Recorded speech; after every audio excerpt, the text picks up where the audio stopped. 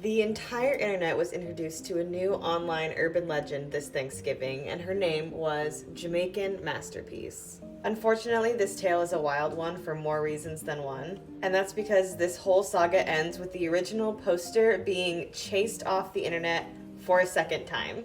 Yes, the OP of the original Jamaican Masterpiece viral Thanksgiving story is a repeat serial internet liar who was not only exposed for making the whole story up, but also for some older Tumblr allegations. So strap in, I'm gonna explain everything. Basically, all the posts are gone now. They only exist as like quote tweets and a few screenshots here and there. So bear with me as I recap only from memory and what we have left of the situation. So this all starts when someone online says their uncle shows up to Thanksgiving dinner with his new girlfriend who's half of his age and goes by the name Jamaican Masterpiece. She also refers to herself as Jamaican Masterpiece, talks in the third person. I know what you're wondering, and no, white lady, Midwestern accent. Never been to Jamaica in her life. She then allegedly sits through the whole dinner in a long fur coat and sunglasses. And she claims to be a songwriter. She says that she's gonna play an original song of hers, and it ends up being Footloose by Kenny Loggins. That one we do have the original tweet kind of saved still. She says, "She just told us that she plans on being a musician. She said, 'Here's a song I wrote,' and played Footloose by Kenny Loggins. She keeps insisting that she wrote and performed it. I don't think that's true, Jamaican Masterpiece." There's a few other crazy allegations, like she keeps doing this thing where she says to quote the Bible and then says something that wasn't in the Bible. Like, to quote the Bible, don't judge a book by its cover. Or, to quote the Bible, the grass is always greener on the other side.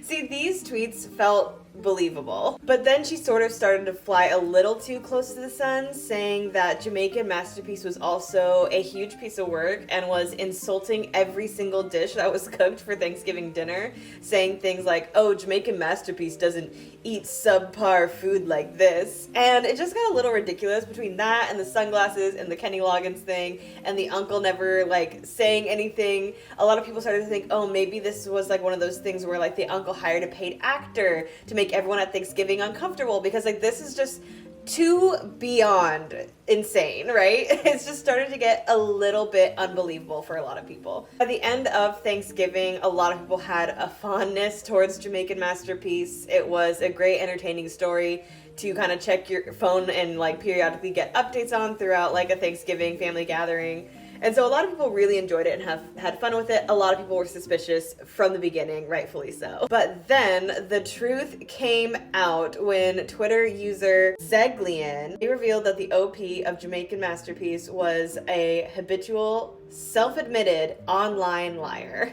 writing, "The Jamaican Masterpiece saga has been brought to you by a person who moved to Twitter from Tumblr after they were exposed for pretending to be Jewish and Roma because they admitted they don't really have a life outside of the internet and wanted to feel special.